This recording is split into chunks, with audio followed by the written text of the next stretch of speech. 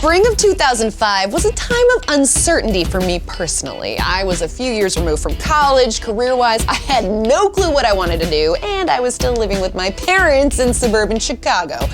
But amongst the chaos that was my life, there was one constant: the Fighting Illini. My Fighting Illini were the best college basketball team in the country.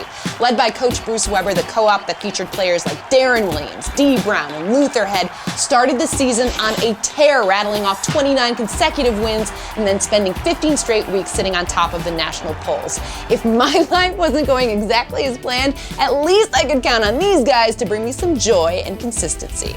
So when March Madness kicked off, it was no surprise that they had locked up a #1 seed and were breezing past opponents like Fairleigh Dickinson, then Nevada, then UW Milwaukee. But up next for the Illini was their toughest challenge yet, taking on the #3 seeded Arizona Wildcats in the Elite Eight. And on March 26th, these two teams faced off in a game so epic, so riveting, I still can't believe it actually happened. Heading into this one, I liked my alma mater's chances. Not only were they cruising through the tourney, the game against Arizona was being played at the All-State Arena in Rosemont, Illinois, which is only about 150 miles away from Champaign, which pretty much made it a home game for the Illini. And the first half was tight, but Illinois was hitting threes, and defensively they looked solid. Dee Brown had done a spectacular job containing Salim Stoudemire, who was Arizona's best player. So it's halftime, and the Illini have a 38-36 lead, and you just got the sense that the second half was going to be a battle.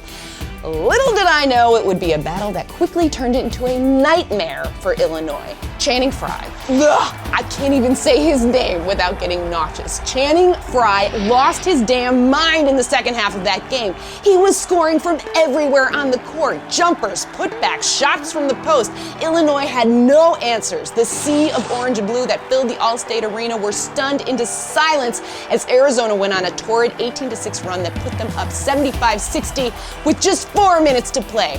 And at this point, I was so upset, I actually got up and left the bar where I was watching the game so I could clear my head and come to grips with the fact that Illinois basketball would no longer provide an escape from my crappy 20-something existence. I was devastated. But then, I heard this enormous roar from inside the bar, and I knew something special was happening. I sprinted back inside, and my buddy screams, "Luther Head is draining threes, it's not over!"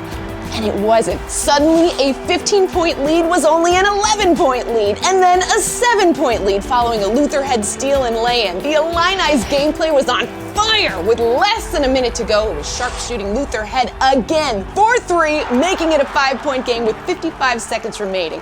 Then moments later, Dee Brown stealing the ball from Stoudemire at half court for the easy lay-in to cut the Arizona lead to 3. Was this really happening?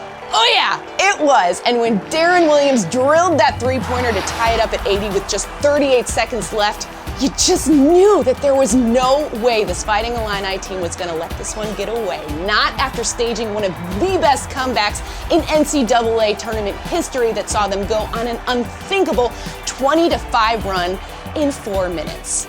The Illini would go on to win the game 90-89 in overtime to advance to the Final Four. And while the season would ultimately end in heartbreak in the final game against North Carolina, those guys out on the court on March 26th made me and anybody who watched believe that anything is possible. And for that, the 2005 Fighting Illini team will always, always be remembered as heroes.